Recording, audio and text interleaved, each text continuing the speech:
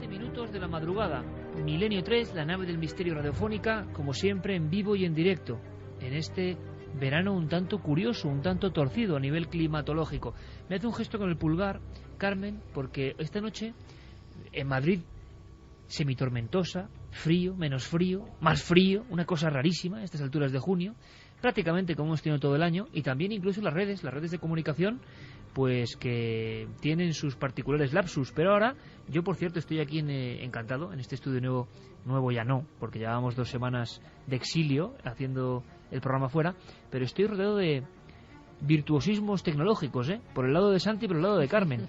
No voy a decir marcas, pero tengo esas pantallas planas increíbles que parece que son futuristas, llenas de información, y estamos viendo cosas. Esto es una auténtica nave. ¿Encuesta? La encuesta. ¿Crees que algo de nuestro lugar donde hemos vivido? Sí, 88,1%, no, 11,9%. A mí me sorprende mucho, Es la mayor parte de la gente, sí. La más diferenciada entre el sí y el no de todos los que hemos hecho, yo creo. Casi el 90%. Yo creo que sí.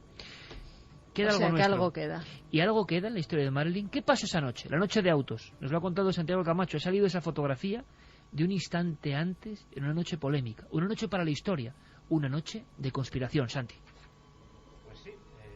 Todos tenemos, es una de las imágenes del siglo XX, esa imagen de Marilyn Monroe cantándole el Happy Birthday a John Kennedy. Muy pocos saben lo que sucedió realmente esa noche en que se tomó esa fotografía. Esa noche Marilyn Monroe abandonó literalmente un rodaje con una amenaza de despido por parte de la productora. Estaba muy enferma, tenía una grave infección en las vías respiratorias, casi pulmonía. Tomó un montón de pastillas de todo tipo, incluidos las anfetaminas que los propios médicos de la productora le facilitaban para que pudiera aguantar los durísimos rodajes, y prácticamente sacando fuerzas de flaqueza porque quería hacer una declaración de amor pública a su adorado presidente, pues tomó esa iniciativa, subió al escenario y para el delirio de los presentes pues cantó aquella canción. Luego dicen que se derrumbó literalmente en el camerino, pero que a la media hora volvió otra vez a recuperarse para asistir a la recepción que había en un hotel cercano, con motivo de ese cumpleaños presidencial. Poco sabía la pobre Marilyn que, según sus biógrafos, esa sería precisamente la noche en que John Kennedy le daría la ingrata noticia de que su relación había terminado. Y incluso es posible que esa fotografía, en la cual se ve bastante cariacontecidos a los 3 protagonistas, como si estuvieran hablando o discutiendo de algo sumamente importante, pues fuera precisamente el momento en el que Marilyn recibió una noticia que cambió para siempre su vida.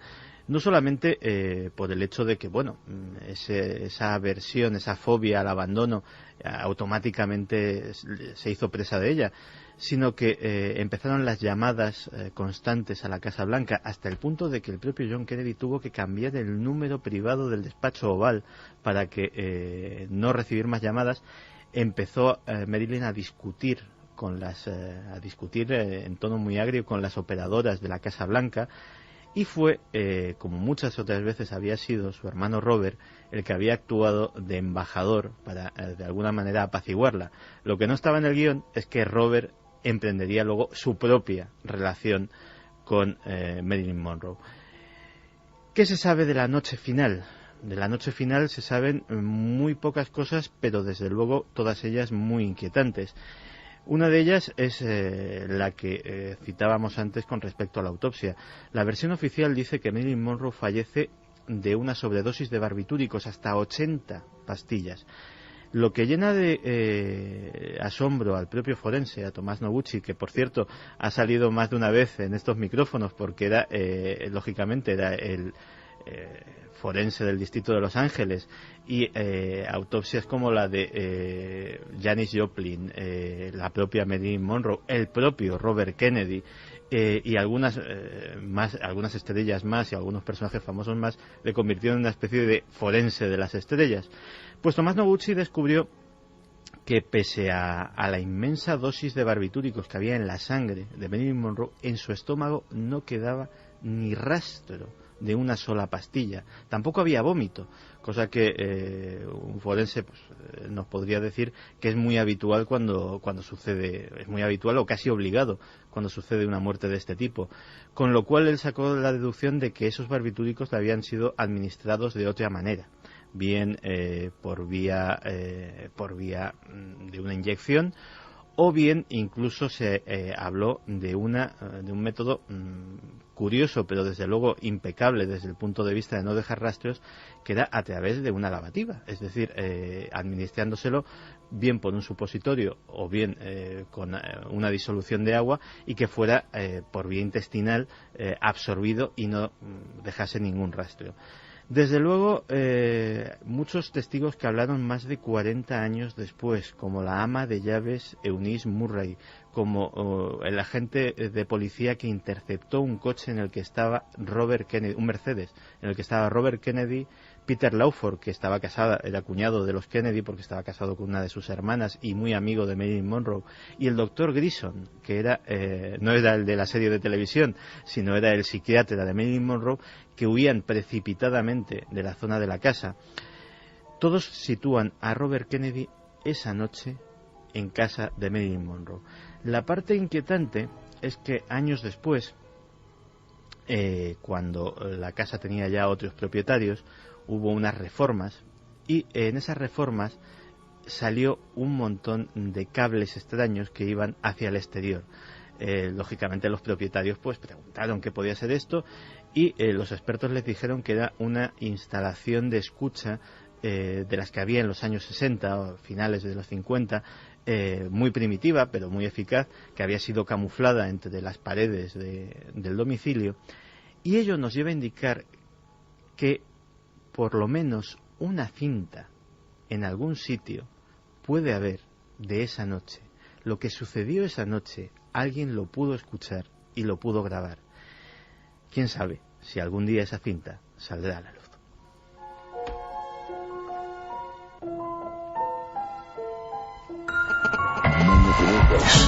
Manda un SMS al 27640. Escribe la palabra milenio, espacio, lo que nos quieras contar.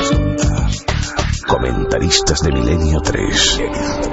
Sabemos que siempre hay alguien al otro lado.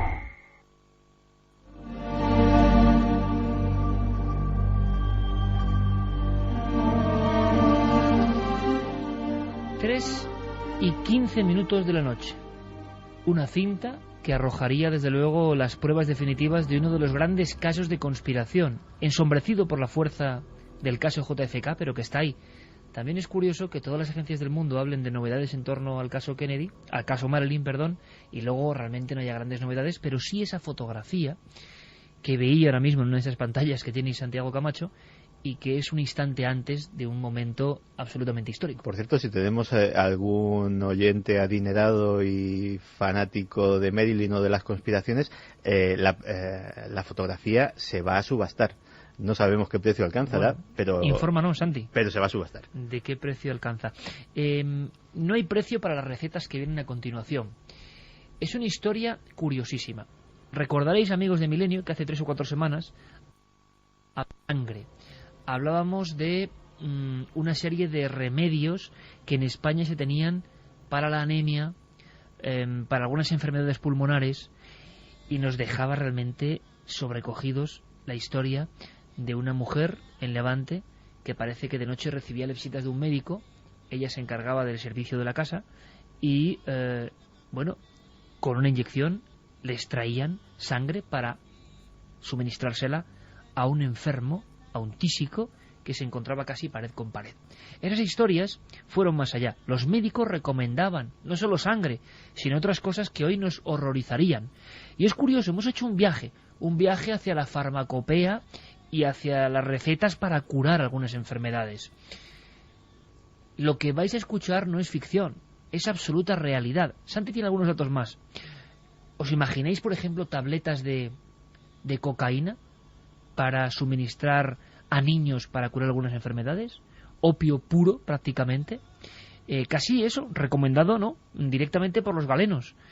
Lo que ahora son drogas o cosas escandalosas, hace apenas 100 años eran algo habitual. ¿Cómo ha cambiado también el mundo de la medicina, el mundo de la salud?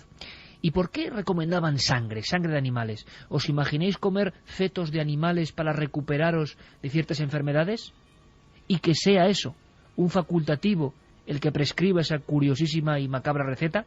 Nuestros compañeros Fermín Agustí y Carlos Largo han hecho un recorrido y han hablado con testigos que a raíz de ese caso de Levante nos decían: pues mi abuela fue bebedora de sangre, pues un pariente mío llegó a comer esos fetos de animales para regenerarse y cobrar salud, como le indicaba el médico.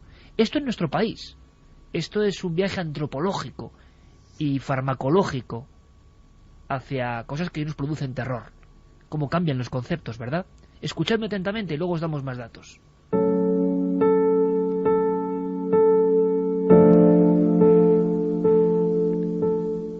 Hace tan solo unas décadas el debate en España entre los remedios caseros y los productos científicos era mucho mayor de lo que conocemos hoy en día. Y es que no solo curanderos y sanadores recetaban antiguos antídotos para paliar las enfermedades de sus pacientes.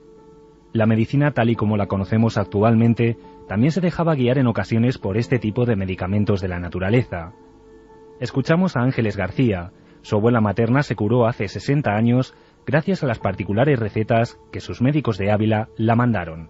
Bueno, antiguamente tampoco es que la alimentación fuera muy buena y bueno, cayó enferma simplemente con una anemia muy fuerte y bueno, después de estar en tratamiento médico en Ávila, pues como remedio casero a seguir en casa, pues según cuenta, ella dice que le mandaron para esta anemia que cogió tan fuerte, le mandó un remedio que era caracoles crudos con sangre. Sí que es cierto que había gente que bebía sangre que le mandaban los médicos para anemia y esas cosas. La única de la familia que lo sabe es mi madre y era muy pequeñita, es lo que le contó mi abuela, pero mi abuelo era pastor, o sea que yo supongo que eso lo sacaría de los animales propios que tenía mi abuelo. Ella era un pueblecito de Ávila, pero ella ha tratado lo que es en Ávila capital. De hecho, ella estaba enferma, pues estaba enferma del corazón y cayó enferma y la trataba lo que era en Ávila, o sea que no es un remedio de pueblecito, sino que es un remedio de capital.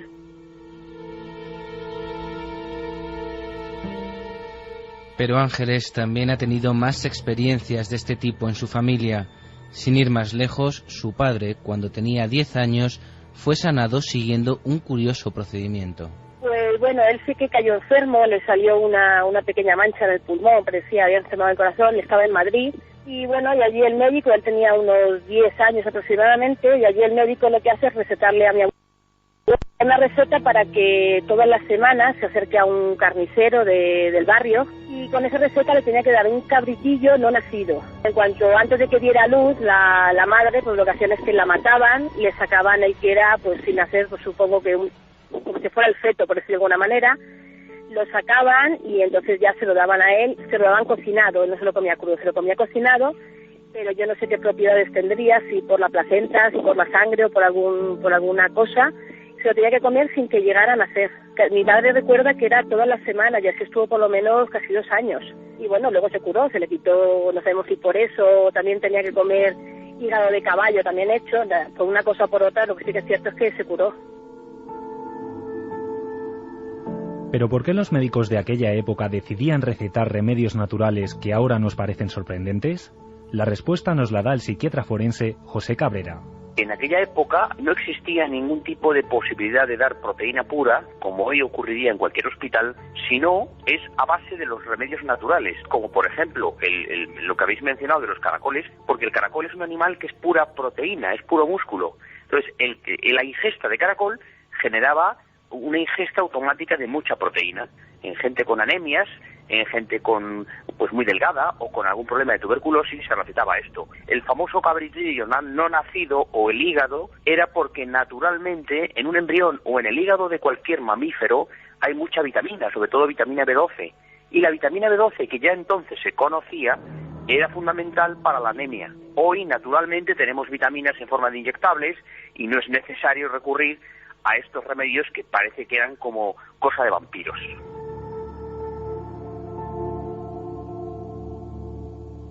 Y es que este tipo de procedimientos fueron muy comunes en todo el mundo hasta después de la Segunda Guerra Mundial, cuando finalmente las farmacéuticas pudieron realizar la síntesis industrial de toda clase de vitaminas. De ahí que años antes, durante el siglo XIX, tal y como nos narra el historiador Javier Coria, se comercializara una gran variedad de drogas y otros productos como medicamentos. Una serie de productos que se vendían libremente en las farmacias y que se vendían pues casi como medicamentos milagrosos. Estamos hablando, por ejemplo, de la morfina, que se descubrió en 1803, la cocaína, que se descubrió en 1860, o incluso la heroína, que se descubrió en 1898. Esto es curioso porque la heroína, por ejemplo, se vendía como sustituto de la morfina, y en la propaganda se vendía incluso contra la tos en los niños. Muchos de estos productos tenían una dosis especial para niños. Y después estaba el opio, que ya era más conocido de más antiguo. Angelo Mariani pues se hizo multimillonario con un vino tónico que lo inventó él y que tenía 6 gramos de hoja de coca por onza, además era coca del Perú.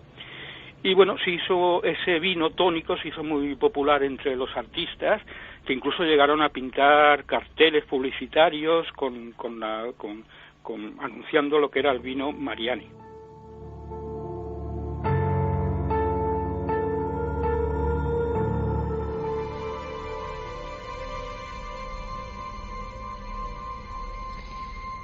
Vino Mariani, hígado de caballo, poco hecho evidentemente, cabritillo no nacido, recetario español ancestral. Nos sorprende, pero lo ha explicado perfectamente este reportaje y también el doctor Cabrera. Eran formas rudimentarias, incluso la ingesta de sangre. O sea que no son ficciones ni historias para que la gente pase miedo. Se hacía. Los bebedores de sangre de Madrid, de los mataderos, como hablamos hace 2 o 3 semanas, existían. Los remedios, sobre todo los farmacéuticos, Santi, llegan a un nivel que ahora mismo nos tiramos de los pelos escuchando algunas cosas, ¿no? Pastillas con heroína para los niños para la tos. Pero es que era así. Bueno, es posible que entre los resquicios del archivo sonoro de esta casa, que es muy antigua, haya incluso anuncios de la cocaína Blancaflor, que tenía hasta su... Cocaína Blancaflor. Sí, era una marca comercial que tenía su jingle y su cancioncita que se emitía por radio, y que bueno, era muy popular, era, digámoslo así, era un tónico que elevaba el espíritu y que ayudaba en ciertas afecciones, como por ejemplo la astenia primaveral. Pues qué mejor para estar un poquito a tono que... Como el que ahora, digamos, publicita, no sé... Unas vitaminas. Cápsulas, exactamente. Con ginseng, por ejemplo. Pues esto era más o menos lo mismo. El vino Mariani llegó a ser tan popular que uno de los consumidores y de los aficionados que incluso endosaba la publicidad con su propio nombre, era nuestro rey Alfonso XIII. Es decir, personajes de muy alta alcurnia de toda Europa pedían sus cajas de este tónico, que también decían que les sentaba muy bien. Es decir, cosas que ahora mismo evidentemente nos parecen absolutamente insólitas, pues en aquel momento eran de dominio común. Pensemos en la época romántica, el tremendo consumo que había de láudano, de ese derivado también del opio, que hizo estragos en cuanto a adicción, y que la gente lo tomaba como un somnífero ligero. Es decir, estamos hablando de lo que hoy día sería considerado droga dura. En cuanto a remedios, digámoslo así, más escatológicos o menos habituales, como esto que decíamos, pues de los fetos de animales, etcétera, etcétera, es curioso ver cómo había cierta sabiduría popular y que funcionaba de alguna forma como la magia simpática. Cosas como, por ejemplo, las manos de cerdo, o los pies o patas o pezuñas de cualquier animal, eran muy recomendados para todo tipo de afecciones como artritis, afecciones que afectaban a las manos, a las extremidades. Eso se parece magia vudú. Sí, pero... O sea, una pata de cerdo, ¿no?, para curarte la mano. Sí, pero si pensamos que las manitas de cerdo, una de las cosas que tienen es mucho cartílago, pues y que ese cartílago en el fondo se asimila como tal, como cuando... Una cosa, Santi, mientras cuentas, que es apasionante, me parece, yo le decía a Carlos y también a Fermín que este tema daba que hablar y que era a raíz de una oyente que llamaba. Yo quiero, por si acaso, Carmen, pedir a la gente en las vías de contacto, milenio3 con número @canalser.com y en el 27640 que sigue, ahora está activo, ¿no? Sí, pues a ver, es que están mandando cosas muy... están mandando cosas, sí, me encanta. O sea, pero España ancestral, ¿sí? Sí, dime alguna, a ver, así a voleo. Caldo de perro. No, caldo de perro, ¿cómo van a hacer caldo de perro? ¿En serio? Que sí. Pero bueno, algunos inventan, yo creo que algunos inventan. Javi desde Murcia nos lo decía, que su abuela materna le dio caldo de un perro cocido a su tío cuando era pequeño para la anemia porque estaba famélico. Bueno, mira, yo voy a hacer el terrible y ancestral y atávico recetario español para las dolencias. Caldo de perro, cabritillo no nacido, hígado... Santi, incorpora. Manitas de cerdo. Manitas de cerdo, que bueno, esas, según cómo se hagan... Efectivamente. Hoy en día. Pero fíjate lo que es la sabiduría popular. Aunque si lo popular. piensas, no deja de ser algo un poco extraño, ¿no? Ahora, para cualquier afección de la... Los naturópatas lo primero que te dicen es cartílago de tiburón. En el fondo, como no había tiburones disponibles en aquella época, una forma de consumir cartílago era esa. Pues había cosas incluso tan insólitas como que, por ejemplo, en los campos de batalla de Flandes, etcétera, etcétera, no había otra cosa para cortar, y que nos puede parecer absolutamente antihigiénico, pero funcionaba, no había otra cosa para cortar una hemorragia de una estocada mismamente que tierra, o sea, la misma tierra del campo de batalla, aplicársela, que Dios sabe qué bacterias... que morían apuñados por la infección posterior. Bueno, pues el caso es que funcionaban y se salvaron muchas vidas. Pensemos que un campo de batalla era algo terrorífico y que, por ejemplo, algo tan común como el agua oxigenada. El agua oxigenada de la que disfrutamos todos y que es algo habitual en cada casa, empezó siendo tecnología militar. Es decir, fue algo desarrollado por los ejércitos porque necesitaban un antiséptico que fuera fácil de transportar, fácil de almacenar, fácil de producir, barato y sobre todo que evitase una cosa que estaba haciendo estragos en los campos de batalla, que era la gangrena. El agua oxigenada aplicada sobre las heridas gangrenosas obraba milagros en aquel momento y salvó muchísimas vidas. Y luego cosas extrañas que se pusieron muy de moda en su día, ¿qué decir del polvo de momia? El polvo de momia egipcia. Bueno, yo he oído el polvo de cuerno de rinoceronte en algunas tribus. El de momia también. Si hubo una absoluta profanación de Egipto entero y se quedó prácticamente sin momias, no fue para colgarlas en museos, ni fue para comérselas, para pulverizarlas.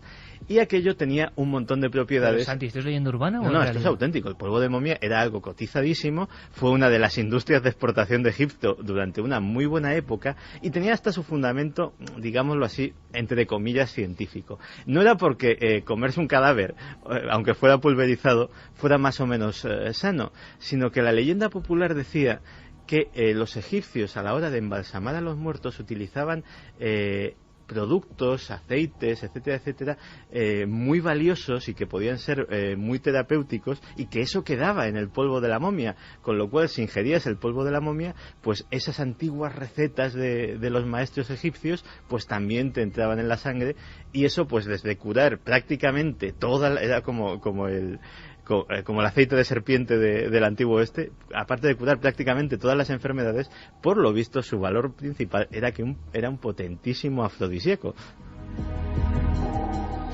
Acabo de ver a Santi de otra forma. Allí con el piano de fondo, la oscuridad, lo veía como un arguiñano de las sombras. Ahora mismo, con su recetario, polvo de momia. 27640, quiero compaginar. Santi, sí, ya sé que me pides la vez. Estás ya como en la cola de la sección de embutidos, diciendo, cogiendo el número, porque esto es realmente el recetario oculto, pero que se ha mantenido en España. Y yo quiero que nos hagáis llegar. Vamos a repetir las vías de contacto, Iker, porque muchos nos escriben hígado, pero hígado se sigue comiendo hoy en día. Hombre, el hígado frito, pues depende, si está muy fino, pues puede estar muy bien, ¿no? Pero claro. Y crudo, para cosas como la anemia, etcétera, etcétera, también se recomendaba. Hígadito crudo. Sí, señor. ¿No había también que mezclar el hígado con leche, hígado crudo con leche? Algo de eso había. Se batía, sí, hombre, sí, claro. En serio, se batía y se bebía. Hígado crudo con leche. Sí. Hígado crudo con leche, es verdad. Pero bueno, esas cosas no son antiguas. En 2005... Yema de huevo con leche, sí. Pero eso es para la garganta y y para... hígado crudo con leche. Hígado crudo, por favor, que mezclado alguien con nos leche y saque de... batido. De contacto 27640, palabra clave milenio, espacio, vuestros mensajes, milenio3 con número @cadenaser.com y www.cadenaser.com. Las recetas del misterio, a ver. O lo ¿qué que había para la escuchasteis a anemia? vuestros abuelos. Santi. Aquí ya hemos llegado al punto álgido, que es el pene de ciervo. No te me rías, que es auténtico. Pues hoy en día difícil. Pene de ciervo. Pero no te estoy hablando de la antigüedad. 2005. El Comité Olímpico Chino prohíbe el pene de ciervo a todos sus atletas porque puede dar positivo en los controles de doping. Parece ser que era una forma muy popular. Pero ¿quién se va a comer el pene de un No, ciervo a hoy mí en día? el misterio es... En 2005. ¿Por qué haces el link mental de repente el pene de ciervo? ¿Dónde tienes tú esa información? ¿Por qué? Y me pide la vez diciendo, espera que va. Es increíble Pene que de Santiago ciervo. Camacho ha venido, después de estar a 40 de fiebre, una semana casi, el hombre ha venido con toda la potencia. Pene de ciervo. La medicina tradicional china tiene también sus particularidades y hasta en el mundo del doping. Y parece ser que las dos sustancias dopantes, entre comillas, que preferían los atletas chinos y que, bueno, parece ser que algo de fundamento tienen porque sí podrían dar positivo en algunos controles, es decir, algún tipo de sustancia estimulante sí puede tener, eran el pene de ciervo y la sangre de tortuga fresca. Estas dos sustancias, ya te digo, en 2005 el Comité Olímpico Chino mandó una circular a todas las federaciones. Bueno, pero tema oriental, Santi. Sí. Eso en el fondo dices, bueno, tiene algo de exótico, es muy lejano, pero en España, yo por favor, que alguien me saque de dudas, eso de la leche con el hígado, yo no me lo puedo creer, o sea, no cabe en mis pesadillas. Yo creo que ahí, Carmen, el subconsciente te ha jugado una mala pasada, porque tú no te Eso gusta el hígado nada. ni te gusta la leche, y has juntado ambos términos, porque si no es imposible crear eso. Que no, que eso Bueno, yo lo he leído en ¿qué algún nos tratado. dicen? ¿Qué nos dicen? Te lo digo de verdad, y ya sé que no me gusta ninguna de las dos cosas, pero vamos, A ver. lo he leído y por eso precisamente se me quedó. Nos dicen desde Gran Canarias, María Dolores, que su madre tomó agua de cucarachas para la pulmonía. ¿Agua de cucarachas qué significa? Pues me imagino que... Porque luego igual es una planta o algo, ¿no? Pues a mí no tiene pinta, ¿eh? de eso era la Las cosas planta. como son. Parecen cucarachitas metidas en agua, muertitas, unos días y Bueno, luego a beberse esa agüita, ¿no? El uso de insectos para determinadas cosas también ha estado muy extendido. No sé por qué, siempre me voy al mismo sitio, pero el afrodisíaco por excelencia en Europa durante siglos ha sido la cantárida. Los que es- afrodisíacos lo tienes controlado, por lo que Vamos, la cantárida, que es que de hecho es la famosa mosca española, Spanish fly, que le llaman por ahí, es un insecto, una especie de escarabajito, que se pulveriza y era muy popular en Casanova la utilizaba, sin ir más lejos, era muy popular entre los amantes, espolvorear en la bebida o en la comida de la mujer a seducir, una cantidad de esto. La verdad es que también tiene su fundamento científico, porque lo que provocaba ese polvo de cantárida era una sensación urticante y sobre todo una irritación de las mucosas. Lógicamente empezaba a sentir un calorcillo en según qué zonas de su cuerpo que era fácilmente confundible con una excitación natural, y ese polvo de cantárida sí tenía como afrodisíaco, como estimulante, su cierta... Y el mundo de los afrodisíacos, que no es farmacopea realmente, pero que hizo que algunas especies de rinocerontes estuvieran a punto de la extinción por perseguir su cuerno, precisamente. ¿Qué más nos dice la gente? Me interesa mucho lo español. Y por favor, sacadme de dudas. Leche con hígado crudo. Carlos, ¿puede ser o no puede ser? No lo habéis oído jamás, ¿no? No lo sabéis. Carlos, ¿tú lo has oído alguna vez? Leche con... No, me dicen que no. Fermín seguro que sí. Fermín sabe y igual O sea, hasta lo ha tomado. Dice que tampoco. Es más raro leche con hígado que pene de ciervo. Es que no me digáis, vamos. Leche e hígado es más normal. A mí me daban entre los 14 y 17 años vino dulce, quina con yema de huevo, y luego para desayunar el médico me mandó fumar un cigarro y una copa de coñac. El médico le mandó fumar un cigarro en ayunas. Sí, y con una copita de coñac. Bueno, le iba a sentar genial. A lo español. Sí, sí. Alberto desde Mallorca, corazón de pollo, corazón de cerdo y leche de burra. No, eso, yo creo que están ya Que no. Pasándose un poco. ¿Me podéis sacar Corazón una de duda? pollo sí que es verdad que se ha comido, ¿eh? Ah, ¿y el hígado con leche no? Hablando de leche de burra, ya se lo pido a todos los oyentes, si me pueden sacar de una duda que tengo desde pequeño, que a mí me gustaban de pequeño unos dulces que eran las pastillas de leche de burra. Sí, señor. La pregunta es, ¿estaban hechas de leche de burra? Yo creo que no. Creo que no. Que eran Yo unos no los he dulces, comido sí, en mi vida, blancos, vamos. unas pastillas blancas, sí, señor. Gerardo, desde Rociana del Condado, en Huelva, nos dice Galápago asado, en el entorno de Doñana. Galápago asado en España. Dice Carlos Largo que viene ahora con un recetario, con una hoja. No sé, que nos cuente algo, que nos lea algo, a ver. Yo estoy alucinando con este tema. Marijosa desde Madrid. Hace 15 años me recomendaron sopa de patas de gallina para recuperarme de una operación de menisco. Sopa de patas de gallina, pero estoy Bueno, es también medio se comen curanderil. las crestas, sí, ¿no? en Toro, Zamora, es muy habitual comer un pincho, una tapa de crestas de gallo. Bueno, lo del caldo de perro, nos dice él mismo. Iker, veo que te has sorprendido, es cierto. Y se lo recomendó una vecina. A mí también me dio mucho asco cuando me lo contó. Mi tío se recuperó. Estamos hablando de los años 50 aproximadamente. Ajá. Sí, todo esto está hasta los años 50, 60 aproximadamente. Ángeles González nos dice que por suerte para la anemia a ella solo la recetaban comer hígado, que su madre invariablemente la ponía todas las semanas. Igualmente me resultaba asqueroso. A ver, ¿qué traes aquí, Carlos? ¿Qué traes? ¿Qué zarandeas por aquí con papeles, documentos, Ilústranos. señalándonos cosas? No, léemelo y dímelo tú. A ver, ponte el micrófono. Carlos, buenas noches. Buenas noches, Iker. A ver, ¿qué me traías? ¿Por qué tenías con tanta urgencia que traerme esto? Porque nos saca de dudas. ¿De qué? ¿Por qué? Vamos a ver, pues que, por ejemplo, en Uruguay, sin ir más lejos, hay un informe que han hecho instituciones oficiales que te leo a continuación. Buenas prácticas de alimentación del niño de 6 a 24 meses, del enfoque científico a la práctica cotidiana. Y en este informe, que tiene más de 90 páginas, por ejemplo, nos mencionan: el desafío para el Uruguay es buscar, respetando los hábitos y la disponibilidad de la familia, las mejores combinaciones de alimentos para que la comida sea más nutritiva.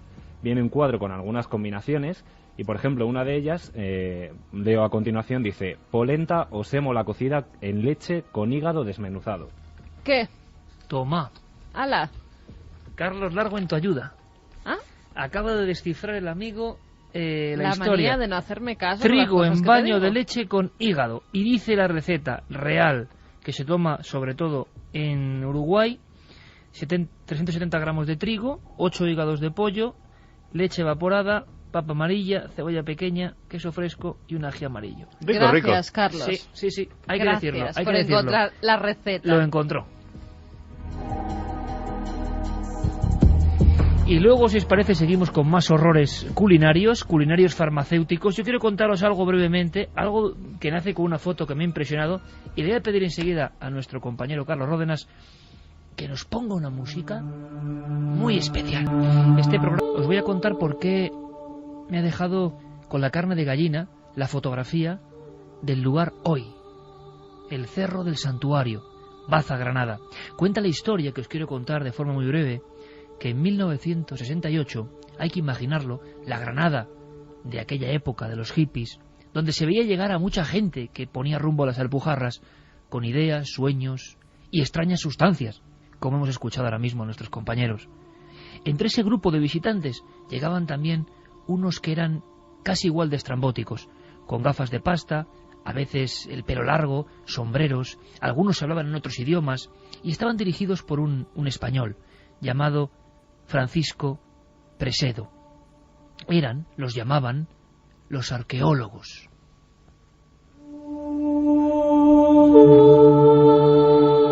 Y buscaban algo. Ese grupo heterogéneo de personas buscaba algo en un cerro desolado que nunca había interesado a nadie, en una especie de montículo, el Cerro del Santuario. Estuvieron allí 3 años, todos los veranos.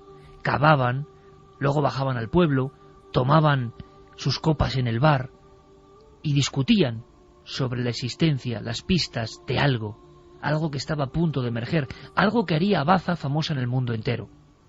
Pasaron 3 años, muchos de aquellos hippies se marcharon e incluso muchos de los arqueólogos desertaron después de tanto tiempo, 40 grados a la sombra, martilleando la tierra, una tierra blanca que parecía yeso, sin encontrar apenas nada. Tan solo restos de algunos animales que ya no existían y que parecían pequeñas piezas de un puzzle que nunca se iba a completar. Pero el 20 de julio, amigos, el 20 de julio de 1971, casi a 43 grados, algo ocurre. Son las 10 de la mañana. Llevan 3 días en un túmulo concreto. Lo han llamado Sepultura 155. Sufrieron un electroshock, sufrieron una especie de sacudida tremenda. Nadie sabía qué hacer. Esa mujer a tamaño real tenía un trono. Estaba sentada en una sala específica para ella. A un lado había vasijas con extraños grabados y dibujos, incluso armas de hierro, la edad del hierro. Había pasado tanto tiempo en esa sepultura que el hierro prácticamente se había pulverizado, pero ella no. Era una figura de yeso, con policromía, con los mismos colores que tuvo cuando cubrió el cuerpo de una mujer joven. Dentro de esa máscara de yeso, de esa mirada de pupilas vacías hacia el más allá, estaban los trozos de cráneo, las clavículas, los dientes de una mujer joven. El grupo no sabía ni qué hacer. Era un terreno yermo, un terreno donde casi nadie pasaba nunca. Y allí estaba, con unos pendientes cuadrados, con unos rodetes, con unos collares, incluso con auténticas joyas. La dama de Baza tenía en su mano izquierda, sentada en su trono, con unas zapatillas rojas, y repito, a tamaño natural, imaginaos la impresión, un pájaro en su mano. Para los íberos, los españoles, tal como fuimos antes de los romanos y de la cristianización, el pájaro en la mano izquierda era el símbolo del espíritu que sale al vuelo, el espíritu de esa misma muchacha que estaba dentro de esa carcasa de hierro y esa carcasa de yeso, una especie de pájaro que estaba a punto de echarse a volar. Al día siguiente, en Baza, Granada, el 21 de julio de 1971, un montón de personas, con bicicletas, con coches, andando, acudían en romería hacia el sepulcro, hacia la sepultura, y todos decían lo mismo: se ha aparecido la Virgen. No sabemos quién fue esa muchacha, la dama de Baza. Sabemos hoy que su retrato impresiona. Podéis verlo en el Museo Arqueológico Nacional. Fue llevado en una caja y casi con alevosía, cuentan las crónicas, de noche. Los granadinos se lo tomaron muy mal. Era su dama. Tenía que estar ahí, sentada en ese trono extrañísimo. El respaldo son alas. Son alas que viajan al más allá. Se comprobó, los arqueólogos lo hicieron, que aquellos dientes, aquel cráneo, estaban parcialmente quemados. Tan solo horas después, en esa misma sepultura del Cerro Santuario, los españoles, tal como fuimos, habían quemado la osamenta, en un proceso del viaje al otro lado en el que creían. Y igual de sobrecogedor, igual de inquietante, el pájaro miraba al otro lado. Cuando se quitó todo el barro, los especialistas, ya de todo el mundo, lanzaron una exclamación. Aquello era prodigioso, incluso superior a la famosa Dama de Elche. Pero luego llegó el olvido, un olvido injusto, como siempre suele ocurrir con una cultura que no hemos entendido bien. Había lo que podían ser en seres de sacrificio, había elementos con un lenguaje que nadie puede traducir, había un peinado extraño, y sobre todo una expresión que hoy, si nos acercamos, tampoco sabemos entender.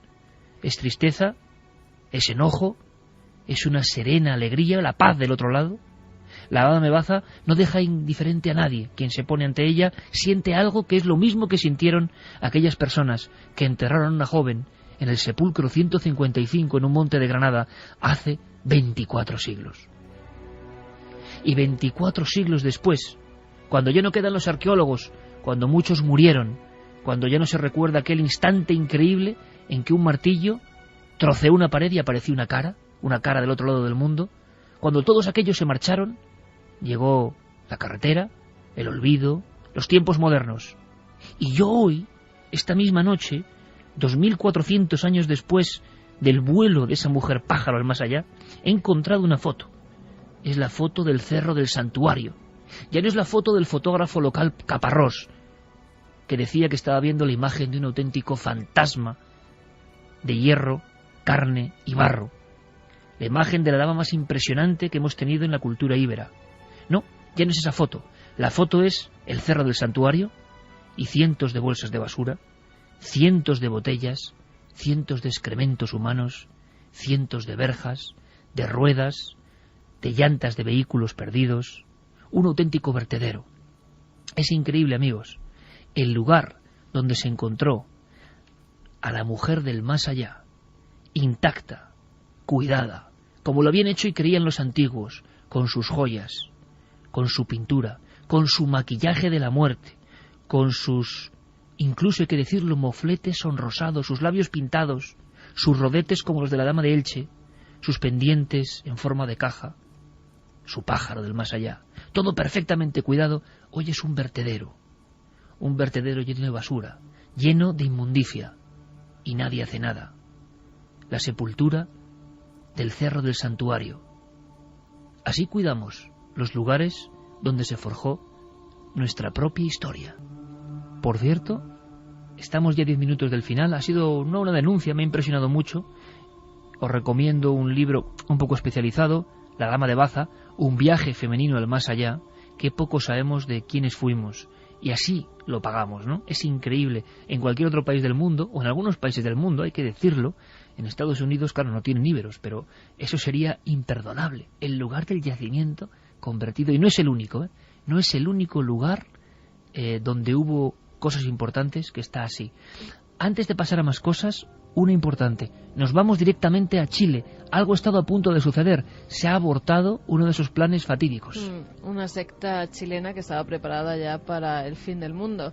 Tenían armas en su casa, tenían municiones, muchas, y aparte tenían pues un arsenal de comida, de bebida, porque se iban a encerrar allí al lado de una niña de 11 años a la que llamaban la princesita, que al parecer, según creían estos familiares de la niña que se encerraron con ella, hay 8 detenidos, que son todos familiares de la niña, pues tenía poderes, adivinaba cosas y creían que incluso si no le hacían caso podían sacrificar a personas. Esta niña lo iba apuntando todo en una especie de diario.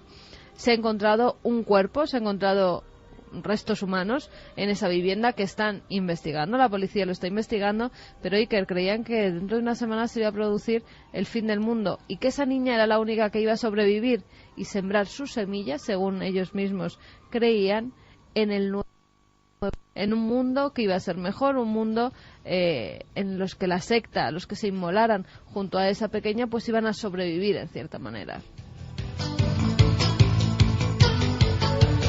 3:52. A veces uno, hablábamos de Zorrilla, no sabe si está en la ficción, en la realidad, en la irrealidad. Estos son noticias reales, es increíble. Quiero contaros una cosa que es importante. Tiene que ver con Titán, tiene que ver con esa luna, tiene que ver con algo alucinante y positivo que acaba de pasar, Santi, ya verás, es sorprendente. Tiene que ver con algo que respira en Titán. Nos lo cuenta José Manuel Nieves, director de ciencia del diario ABC y gran amigo y corresponsal científico de este programa, porque seguimos buscando, no cejamos, seguimos constantemente intentando encontrar vida en el espacio exterior. Y esto es una vida pero distinta. Más que la vida, estamos viendo que algo debe respirar algo, y ese algo se está agotando, o está haciendo, pues, digámoslo así, acto de su presencia. En Titán ya se ha apuntado muchas veces esta luna como un lugar donde pueden ocurrir cosas, pero que sea un científico, un corresponsal científico el que nos lo cuente y nos lo explique. Hallazgo sorprendente. Algunos hablan del hallazgo del siglo XXI, a nivel de exobiología, de pistas de si hay alguien más allá que nos espera o nos aguarda. Ahora, parece que es alguien muy diferente de lo que entendemos por forma humanoide o ser humano. Escuchamos a José Manuel Nieves. Bueno, pues yo creo que es una gran noticia, una noticia muy esperanzadora. Antes o después ya sabemos que vamos a encontrar vida fuera de la Tierra y esta podría ser la prueba hasta ahora más fiable de que realmente puede existir esta forma de vida extraterrestre. Una forma de vida muy extraña comparada con la nuestra, desde luego, porque no sería basada en el agua, sino en el metano, que es el único líquido que se puede mantener en estado líquido en Titán. Que en Titán tenemos 180 grados bajo cero y el agua que hay ahí está absolutamente congelada, con lo cual cualquier forma de vida que pudiera haber allí, el único líquido que tiene a mano es ese, ¿no? Estos dos estudios científicos diferentes demuestran que la ausencia de determinados elementos químicos en la superficie de Titán solamente se podrían explicar si algún organismo los estuviera consumiendo. Se trata de hidrógeno, que es muy abundante en la atmósfera, pero que en la superficie no, de forma inexplicable, que podría estar siendo respirado, y se trata de otro gas que se llama acetileno, que es muy energético y que podría estar siendo consumido como alimento. Se da el caso que precisamente esto, el consumir hidrógeno para respirar y el consumir acetileno como fuente primaria de energía, son las dos condiciones que los científicos otorgan a una hipotética forma de vida basada en el metano. Pequeños. Arturo de Logroño nos da la receta. En los biberones nos echaban sesos de cordero e hígado prepapilla, mejoraban la consistencia de la leche y fortalecían el organismo. No. Y así, todo para adentro. No. Seguimos. Acabo de decirme, Carlos, ha sido absolutamente gráfico. Dice, los dos, Carlos Rodenas y Carlos Largo, igual tiene algo que ver con el nombre, Carlos, bebían biberón, les dieron seso dentro del biberón. Muy bueno. En fin. Más, una de tocino crudo para fortalecer las uñas y el pelo. Hombre, pero el tocino crudo está muy bien. Bueno, en casa tomábamos mancaperros para el acné y todo tipo de afecciones. Es una planta. Mi padre tomaba hígado y leche para la anemia, nos decía Isabel. Hola, otro más, lo del batidito de hígado. Rubén, desde luego, tiene sentido lo del hígado y la leche. El hígado es rico en hierro y proteínas, pero la leche es especialmente rica en la proteína llamada lactoferrina, que ayuda en la absorción del hierro. Hombre, lo que es rico de verdad es la audiencia, ¿eh, Santi? Sí. Que de inmediato se vuelca. Y ahí tienes un libro ya de ancestro español recetario. Santi, de vacaciones a México. Allí se usa la sangre de lagarto como afrodisíaco. Mira. Otro más. Oye, yo soy... Lo había dicho 18.000 veces, yo soy de ascendencia extremeña. El lagarto es un manjar de aquellas tierras. Sí, señor, el lagarto extremeño. Bueno, era, porque ahora ya está protegido. Bueno, y ahora que estamos con esta canción de alegría, dar un fuerte abrazo a Emilio Jiménez, que nos escribía porque hace muy poquitos días ha perdido a su mayor amiga. La llamaba su hijita, que se llamaba Pizquita, una perrita que ha tenido que enterrar, pues, en el jardín de su casa. Toda la gente que lo está pasando mal ahora mismo, ¿no? Pues sí, y a los estudiantes que ahora tienen exámenes y que nos están oyendo, no sé si muy atentos o no a los libros, pero bueno, que les hacemos mucha compañía. Pues Zorrilla, Disangro, Marilyn, La Dama de Baza, Recetario Español, hígados, cucarachas. En fin, y mañana, si estáis con nosotros, un poquito más allá de las 12, mañana un poco antes nos han dicho, Machu Picchu, entre otras muchas cosas, y el proyecto Lebesborg con Santiago Camacho. Santi, buena semana, compañero. Buena semana. Buena semana, Carmen. Hasta mañana. Buena semana a todos, chicos. Son las 2:07, y vamos a ver si nuestros compañeros Fermín Agustí y Carlos Largo tienen preparada la conexión y el sonido que yo quería escuchar. Porque el sonido que yo quería escuchar es uno muy especial, uno que está sonando en vivo en un lugar, como decíamos antes, a cielo abierto, en plena noche. Yo no sé con qué temperatura, en un lugar mágico, en un lugar ancestral, de tradición. Es un camposanto, es un cementerio, y todo tiene un porqué. Quizá en mitad de ese cementerio hay una chica de pelo largo, vestida de riguroso luto y que tiene un instrumento en sus manos. Vamos a ver si es posible la conexión. Vamos a escuchar ese cementerio.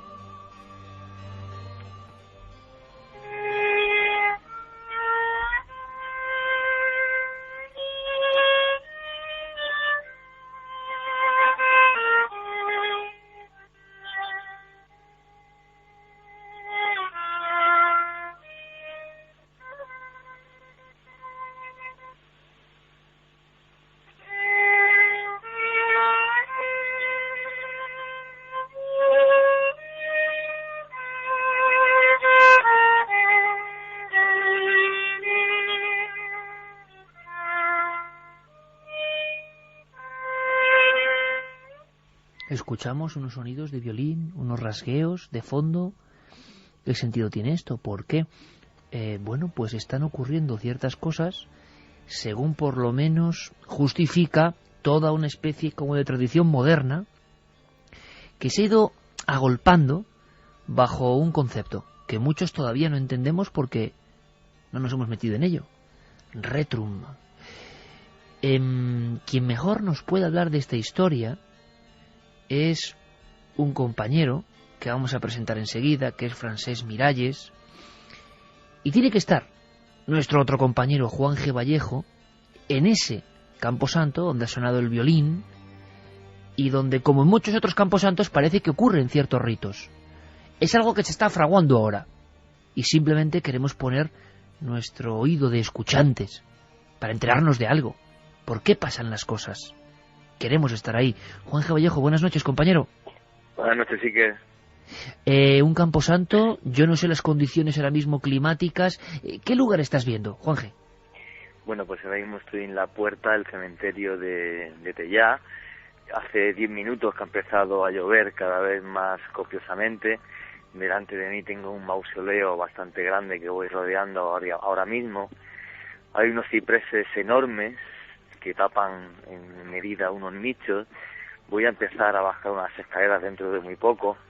Y mis compañeros, Ivana Rusa, que está aquí grabando para Cuarto Milenio, y el escritor Francesc Miralles, pues está debajo de estos cipreses enormes, de estos árboles, que bueno, hacen que este cementerio ahora con esta lluvia y con la gente que nos acompaña, pues estuvimos descubriendo no solamente, bueno, este maravilloso pueblo que es Tellá, de la provincia de Barcelona, que tiene una historia fabulosa que ahora os puede contar Francesc Miralles, sino estamos descubriendo una nueva forma que se está fraguando de hacer espiritismo. ¿Forma de espiritismo? Sí, es una nueva forma de hacer espiritismo que además me parece preciosa, porque, bueno, quizás recoge todo el romanticismo que hace ya más de un siglo empezó Allan Kardec, y que es bueno, es intentar despertar a los muertos a través de música, a través de flores, a través de mensajes, y a través de que una persona duerma encima de una tumba e intente contactar en ese estado alterado de conciencia que es el sueño, pues con las personas que hay aquí en el más allá y que muchas veces dejamos olvidadas. Entonces, a través de ese sueño y de las percepciones que pueda tener esa persona, y lo más bonito que me parece de esta historia de hacer espiritismo, que no es que en el sueño tenga por qué aparecer el fallecido o la persona que está en el más allá nos dé un mensaje directo, sino que a través de casualidades o causalidades que sucedan a partir de los siguientes días, pues la persona realmente haya contactado con este más allá, con esas personas que se fueron, y le puedan ayudar a su vida cotidiana, que era lo que intentaba Allan Kardec hace más de un siglo, ¿no? Contactar con la gente del más allá para entenderlos y para que nos puedan ayudar a nuestra vida. Entonces es una nueva forma de hacer espiritismo que me parece maravillosa y que Francesc ha recogido como nadie en su última novela. Pues Juanje, con sus palabras, ya nos ha dado una primera pista en ese camposanto de Tellá, en un lugar bien escogido, que no sé si tiene algo de especial para este tipo de ritos o no. En Retrum, esa publicación, ese trabajo de Francesc Miralles, se dan algunas pistas, pero cuando me contaban que había una gran parte, un río subterráneo de absoluta realidad y que llevaba ya un buen tiempo practicándose en nuestro país, evidentemente sentimos la sensación que seguro que os pasa a veces, ¿verdad, amigos de Milenio? Sobre todo los que ya vamos cumpliendo años, y es que ocurren cosas que uno no sabe por qué ocurren. Son movimientos que enganchan a mucha gente joven, y queremos saber de qué se trata. Francesc Miralles está en otro punto de ese camposanto. Él me dirá qué punto concreto. Francesc, buenas noches. Muy buenas noches, Iker. ¿Dónde te encuentras tú, amigo? Estoy bajo un enorme ciprés, refugiado de la lluvia, y viendo velas encendidas que hay en diferentes mausoleos, y disfrutando del silencio en este cementerio que está encima de una colina delante del mar y con un viento misterioso que nos está barriendo un poco. Francesc, tú eres, entre comillas, uno de los culpables de que estemos hablando de esto a estas horas exactamente, a las 2:13, y de que estéis aguantando el temporal en un pequeño cementerio. Retrum, has llamado a tu último trabajo, que sorteamos precisamente esta noche, pero comentabas que es un fenómeno que tiene que ver sobre todo con los jóvenes, quizá me equivoco, no lo sé, sácame de dudas, y con un nuevo tipo de ritos. Cuéntanos, primeros titulares, Francesc. Sí, a ver, Retrum, que está narrado de forma novelada, es una novela juvenil, pero que responde a un fenómeno que se ha observado en los últimos años y que ahora va más, que es que hay muchos jóvenes, sobre todo adolescentes, que saltan las tapias de cementerios para dormir dentro de cementerios. Entonces yo empecé a investigar, a entrevistar jóvenes dentro de las tribus de góticos, que tienen muchas subdivisiones. Hay las chicas emo, los diferentes formas de siniestros, de góticos, de afterpunk, de neorrománticos. Esto es algo que viene ya de principios de los 80, pero que está teniendo un nuevo despertar ahora. Entonces muchos de estos jóvenes se reúnen en cementerios y han desarrollado sus propios rituales. Entonces, uno de los rituales es el ritual de la palidez, que es que se maquillan la cara de blanco y se pintan los labios de color violeta, morado, de alguna manera porque el morado es un color asociado también con los muertos, y dentro de este proceso de hermanarse con los muertos. ¿Y esto en qué consiste? Pues consiste que en lugar de darle la espalda a la muerte, que es lo que hace un poco nuestra sociedad, que asistimos a los funerales y luego ya nunca más queremos pasar por aquí, pues acercarnos un poco más a lo que sería la tradición inglesa, ¿no? De que los cementerios están integrados dentro de los pueblos, que no hay muros entre los muertos y los vivos, y acudir a un cementerio para encontrarnos con nuestra historia, con nuestros ancestros, e incluso hay un ritual para cuando se elige un muerto que creemos que puede ser importante en nuestra vida, por la sabiduría, por lo que supo, por lo que vivió. Hay todo un ritual de hermanamiento que consiste en dormir encima de la losa o al lado de la lápida de este muerto. Incluso se le puede escribir una pregunta que se clava debajo de una flor de color violeta, y a la mañana siguiente, pues este muerto, este difunto, esta personalidad, de la cual algo queda también de su energía en este sitio, encontrará la manera de contestar.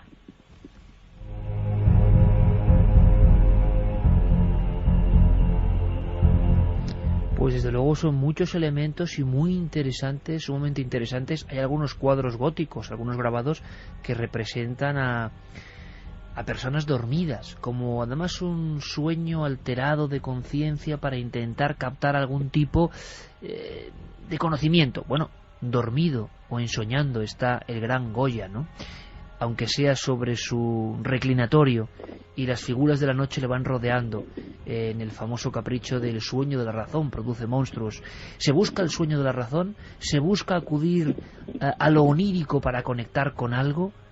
Yo no sé si estamos escuchando de fondo la propia lluvia que cae en ese cementerio. Vamos a ver, Geray, si incluso reducimos la música, porque yo creo que no sé si es la lluvia lo que estamos escuchando. Lo que sí sé es que en otro punto de ese mismo camposanto, cementerio de Tellá, está una de esas personas que hace ese tipo de ritos, y queremos saber qué busca, y sobre todo podéis preguntarle a cualquiera de nuestros compañeros que están ahora allí en el 27640, palabra clave milenio, o en las vías de contacto, porque yo creo que es que precisamente este nuevo fenómeno da como para muchas preguntas.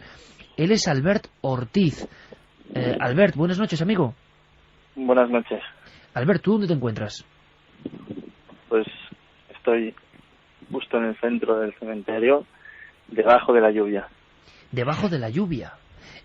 Vamos a ver, ¿has hecho alguno de estos ritos que hablaba Francesc? ¿Tú lo has llegado a poner en práctica? Efectivamente. ¿Cuál es el rito que a ti te parece más importante, más interesante, que crees que la gente debe conocer? Yo creo que lo más importante es el hecho de la posibilidad de tener contacto con un mundo bastante desconocido para la gente normal. La gente normal generalmente cuando nos morimos se olvida de nosotros.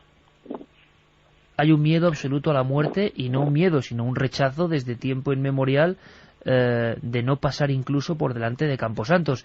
Y vosotros, sin embargo, con estos ritos, yo no sé si os hacéis amigos de los cementerios y de lo que significa de alguna forma la muerte o el otro lado. Bueno, yo no sé si has estado tú alguna vez en un cementerio por la noche. Sí, sí, evidentemente. Pues es uno de los lugares más tranquilos que existe en la Tierra. El silencio reina. Y aquí, bueno, puedes llegar a contactar muy bien contigo mismo. Interesante reflexión esa de contactar contigo mismo. ¿Por qué? Porque el entorno te permite profundizar en los propios pensamientos, en las sensaciones. Quizá no se busca lo que todo el mundo ve en lo siniestro de un cementerio, ¿no? El contacto con otra cosa, con otra realidad, con una aparición, en la visión un poco romántica, ¿no? Sino quizá un lugar para de verdad penetrar en uno mismo. Exactamente. Además de la posibilidad de tener ese contacto extrasensorial, un poquito, ¿no? Albert, ¿tú has llegado a hacer ese rito que parece que viene muy de antiguo y que se ha recuperado ahora en estos momentos, de dormir encima de la tumba de alguna persona importante o que sea importante para ti? Para mí, sí. ¿Y qué ocurrió? Bueno, en ese caso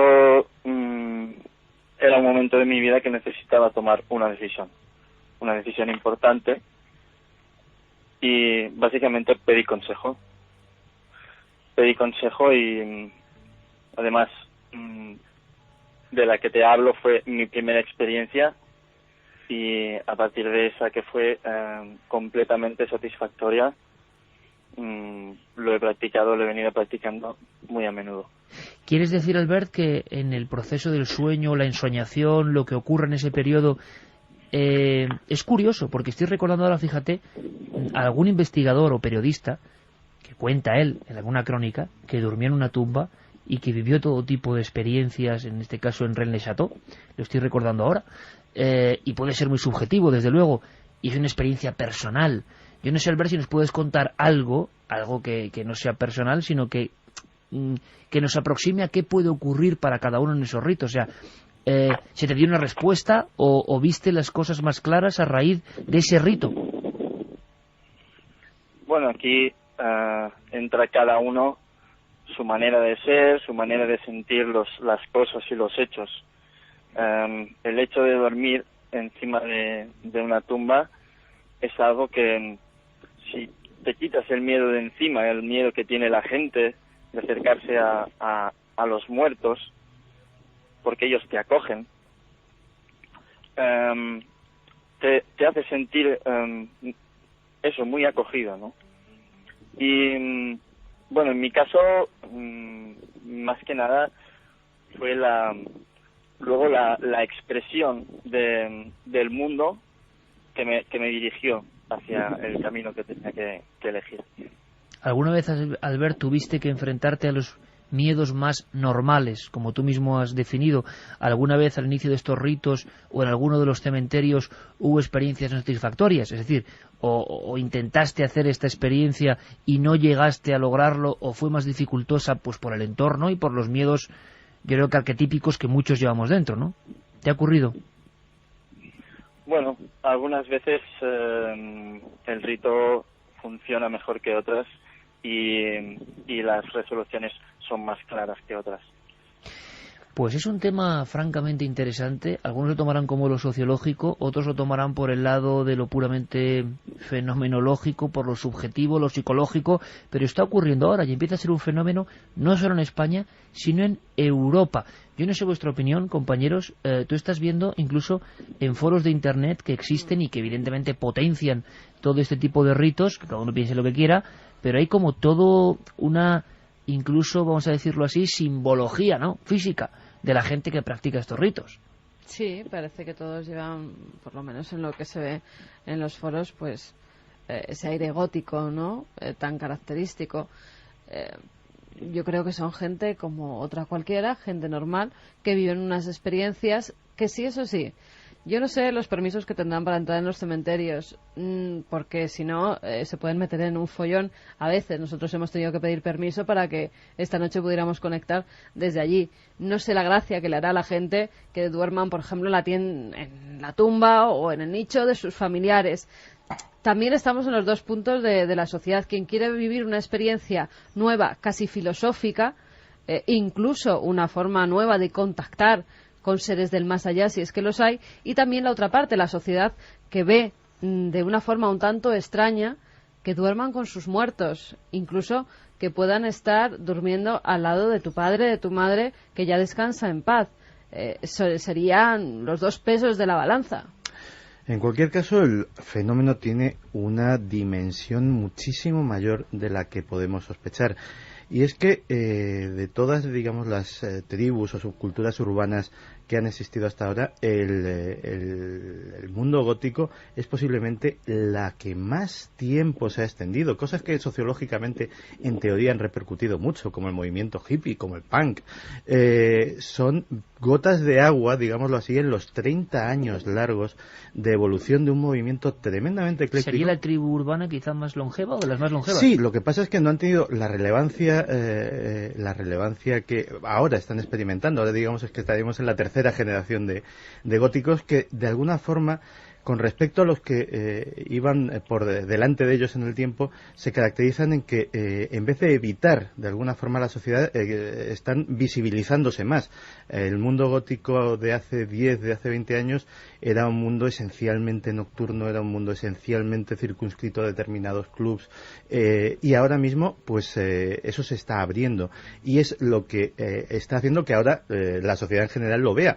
Pero ha estado ahí mucho tiempo y tiene una importancia tremenda. Tiene una importancia tremenda en cuanto a la serie de valores que se defienden. El mundo gótico es posiblemente la extensión natural de un fenómeno como es el romanticismo, que Claro, es que las escenas que estaba contando Alberto, han contado Francés o Juanje, son pues propias de Alenza como pintor, del último Goya, de Larra, es decir, de la España romántica que se aproximaba por vez primera a las tumbas para sentir cosas. Claro, y que el siglo XX lo cerró de alguna manera en falso, con una época de evolución científica contra lo que sería el pensamiento más luminoso, más mágico, más irracional, si quieres. Es una época de cientifismo absolutamente atroz, 2 guerras mundiales, y de repente, pues de un barullo que era el movimiento punk, empieza a surgir una gente que empieza a recuperar esos valores. Y aunque nosotros, o los medios de comunicación en general, siempre presentan una imagen muy frívola del mundo gótico, centrándose sobre todo en lo que es la estética, es una parte de nuestra juventud, la mayoría son jóvenes, que está muy a tener en cuenta. El gótico medio en general es una persona con inquietudes literarias, con inquietudes artísticas. Casi todos practican alguna forma de arte, no solamente música, como podría ser en otro tipo de movimientos musicales, sino que hay pintores, escritores, gente que incluso inventa nuevas formas de arte para dar salida a su creatividad. Parte de esa creatividad la llevan por encima de su propio cuerpo, digámoslo así, en forma de su propia imagen, que para ellos es tremendamente importante. Y luego, al ser un movimiento que valora muchísimo la individualidad, son tremendamente individualistas, hay una cantidad de matrices que no los puedes englobar a todos en el mismo saco. Como muy bien decía Francesc, las subespecies, digámoslo así, son absolutamente variadas. Podríamos citar, sin esforzarnos mucho, 10, 15, posiblemente más tipologías, pero prácticamente además yo creo que cada gótico tiene un mundo interior diferente, tiene una individualidad propia que hace que este movimiento, que ahora precisamente empieza a abrirse a la sociedad, posiblemente tenga un potencial como generador de una nueva cultura absolutamente insospechado y que yo creo que dará mucho que hablar en los próximos 10 años. 2:27. Juanje, quizás tú nos puedas hacer una fotografía de cómo son, bueno, primero Albert y la compañera a la que antes hemos escuchado, es decir, digámoslo así, una diapositiva, ¿no?, de que cómo van vestidos, por ejemplo, si se necesita algún atuendo especial, y lo hablamos desde la ignorancia más absoluta, es decir, desde no saber si hacen falta una serie de prebendas físicas, ¿no? Hablaba Francés, y me ha parecido muy interesante, hasta qué punto está compartimentado el tema del ritual con la flor violeta, que es la flor del romanticismo, evidentemente, de color violeta, un mensaje, la tumba. Bueno, háblanos de... Has estado horas allí con ellos, estás allí con ellos, por ejemplo, ¿cómo van vestidos? ¿Cuál es el aspecto? ¿Qué te ha sorprendido? Bueno, pues el aspecto, como comentaba Santiago, pues es pues un aspecto gótico tirando a lo fúnebre, en el sentido de que van vestidos de negro. En el caso de Estelle, por ejemplo, pues lleva una falda larga, un vestido precioso, muy tirando hacia ese romanticismo del siglo XVIII que se nos olvidó hace mucho tiempo. Pero llevo todo el día entre góticos. Yo reconozco que mi incultura sobre lo que era el mundo gótico era total, y esta mañana entrevisté a Giorgio Yekeki, que es el cantante del grupo Medianoche. Estaba en un picnic gótico en un parque de Barcelona, y hay una cosa que decía Santiago que me parece fundamental, y es que dentro de la banalidad musical que existe hoy día, donde la música no transmite mensaje alguno de nada, a lo más el de fiesta, la gente con la que yo he estado charlando todo el día, con la que he compartido pues una tortilla de patatas y una Coca-Cola, si hemos estado charlando, y la gente con la que estoy ahora aquí, sí es gente que tiene una gran inquietud cultural. He estado hablando pues desde gente que empieza a escribir sus libros, por ejemplo, tanto francés, otro compañero, Albert y su chica, pues se conocieron en el conservatorio y son grandes músicos. Entonces la inquietud cultural que veo y que he palpado en toda la gente que he conocido hoy, sí me desconcierta con respecto a otro tipo de músicas que hoy día, pues por ejemplo la música disco, la música pop, donde la gente lo único a lo que más aspira es a dar saltos más grandes y mover más el esqueleto, pero sin ningún tipo de inquietud cultural. O sea, Juanje, que estamos hablando de gente con una especial sensibilidad.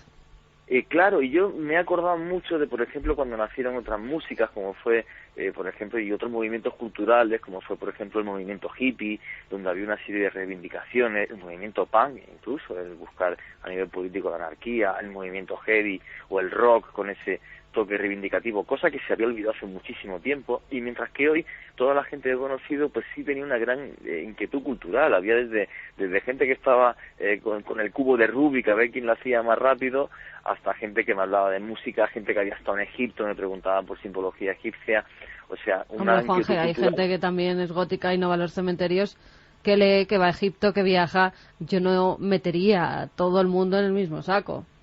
No, yo me refiero, te digo, mi experiencia personal de hoy día, lo que yo he vivido. Entonces, lo que yo he vivido, que era un mundo que desconocía, obviamente, hay mucha gente que va a Egipto, que lee libros. Y oye la música que quieran. Y oye la música que quieran, sí, pero la música, los grupos, o sea, los movimientos musicales, como por ejemplo hoy día es el reggaetón, pues bueno, pues es mucho menos de cadera, pero he estado en Colombia, donde nació el reggaetón, en la época en la que nació el reggaetón, y la inquietud cultural entre la gente que hacía reggaetón, pues era cero o menos todavía. Bueno, aunque no critiquemos, porque cada uno, Juanje, tiene la oportunidad de hacer lo que quiera, ¿no? Lo que sí está... Que me encanta que la gente baile reggaetón, pero la inquietud cultural que yo he visto hoy día en este tipo de... en ese tipo de gente, pues sí me ha sorprendido muy gratamente. Pues queda claro que es gente un poco, digamos, que se sale de lo normal en el aspecto de que es verdad que la cultura o la sensibilidad para algunas artes no es lo normal, y nos alegramos de ello, porque hay gente que puede ver simplemente el escaparate, ¿no? Lo oscuro, lo negro, lo fúnebre, y que no le gusta y causa rechazo. Esa normalidad a veces puede ser realmente anormal para muchos. Hombre, es que hay que tener en cuenta que cuando nace la subcultura gótica, que como decía Santiago, empieza muy relacionada con el mundo punk, lo que hace esta subcultura es, digamos, los parias de la sociedad o la gente que era menos aceptada, empiezan a crear toda una estética acercándose pues al más allá, al oculto, al enigmático, a lo misterioso. Obviamente toda la gente con la que hemos estado hoy pues era fanática de Cuarto Milenio y de Milenio 3, lo cual me ha sorprendido pues muy gratamente. Y bueno, pues respecto a este tipo de forma, que es lo que más me llama la atención, este tipo de forma de espiritismo que están haciendo nueva, que está rodeada todo de un halo de romanticismo, pues me ha chocado, me ha sorprendido mucho. Es muy curioso, Juanje, porque hablas de espiritismo, y déjame que le pregunte a Francés si él considera espiritismo esta forma que él ha englobado bajo su trabajo de Retrum.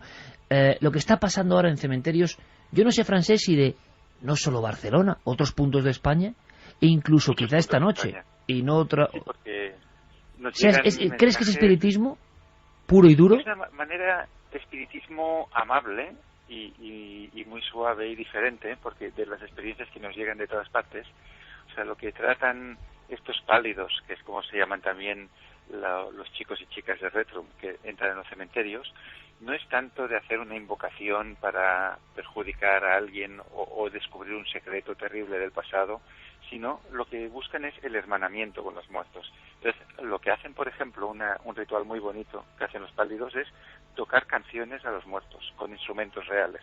¿Tocar canciones dedicadas a ese muerto en concreto o a los muertos en general? A ese muerto en concreto que han ido a visitar. Ahora pensemos en el poema de Gustavo Adolfo Bécquer, que dice: Dios mío, que solo se quedan los muertos. Entonces, como justamente nuestra sociedad ha dado la espalda a lo que es la muerte, pues hay ese sentimiento de que tenemos algo que devolverles a todas estas personas que han vivido antes que nosotros, y que gracias a ellas nosotros somos como somos. Entonces, por ejemplo, hoy hemos asistido aquí en cementerio de Tellá, un ritual súper bonito con Albert y con Estel, que han tocado la guitarra y el violín delante de la tumba de un conde que no conocían, pero que han puesto música a su soledad.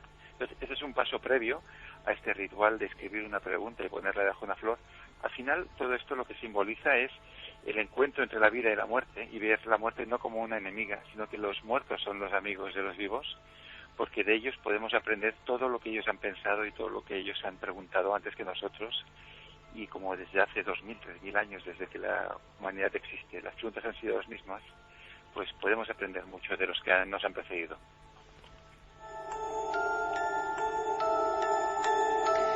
Quería preguntarle a Albert, que espero que no lo esté pasando muy mal bajo la lluvia que asola esa parte de Cataluña, y le agradezco mucho, agradezco a todo el equipo que está ahí, su paciencia y aguantar las inclemencias, porque creo que era importante que esta noche sintiéramos un poco esta tradición cultural, antropológica, espiritista, se podría decir también, algunos aceptarán, que está fraguándose. Albert, tú sabes, porque imagino que utilizáis Internet como forma de conexión y de afinidades, ¿no?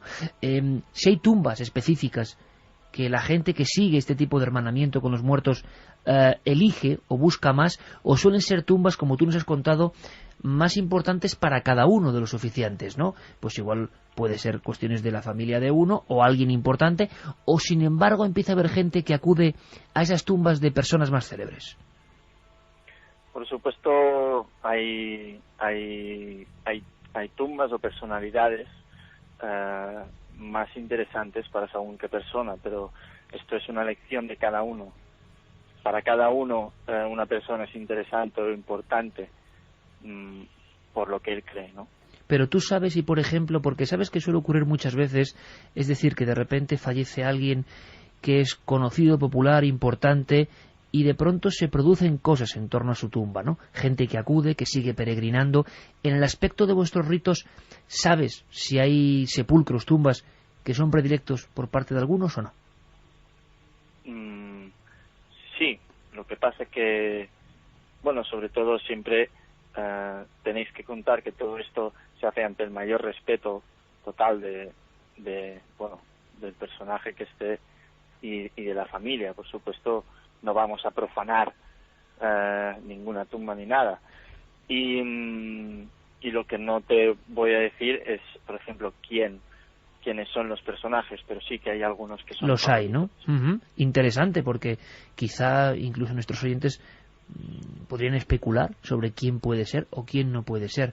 Francés, el movimiento de hacer este tipo de ritos, vamos a hablarlo de ensoñación, en el fondo viene desde lo más antiguo, porque los hombres han acercado a los muertos y a los rituales y han ensoñado desde las épocas de los Asclepeion griegos, ¿no? Donde los enfermos, claro, sí, exacto, iban allí a visionar cosas, a tumbas arqueológicas anteriores, por ejemplo, a los griegos, y lo hacían los griegos. Pero esto ha ido cogiendo fuerza. Tú, con Retrum, has intentado hilar todo eso en forma novelada, pero esto, como siempre, ¿nos viene de fuera? ¿Nace en Europa? ¿Nace en algún lugar concreto? ¿O lo estamos exportando nosotros a otros lugares? Esto lo estamos... Ahora mismo tienes toda la razón en que la ensoñación de los vivos para comunicarse con los muertos es algo que viene de muy antiguo, incluso de las culturas precolombinas. Porque sí que es cierto que cuando se muere un ser querido nuestro, todos los oyentes que lo han vivido y lo vivirán, esta persona se nos sigue apareciendo en los sueños a lo largo de muchos años, sobre todo si ha sido alguien muy importante para nosotros. Yo recuerdo, por ejemplo, la figura de un primo que era como un hermano mayor.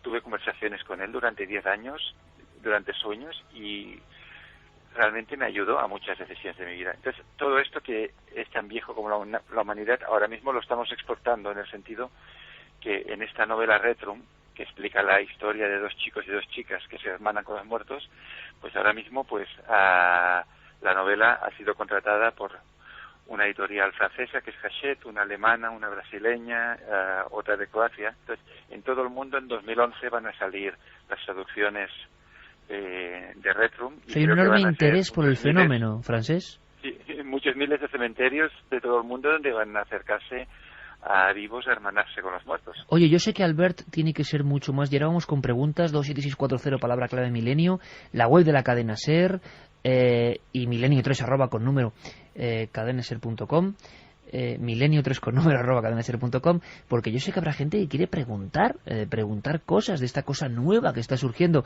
Pero Francés, como digo, tú, sobre todo como divulgador, como periodista, como informador, como novelista, igual puedes ser menos cauto que Albert, al que entendemos, ¿no? Y yo no sé si has detectado, bien sea en Barcelona, bien sea en Madrid o en otros lugares, si hay sepulcros que son, bueno, pues que la gente cree que...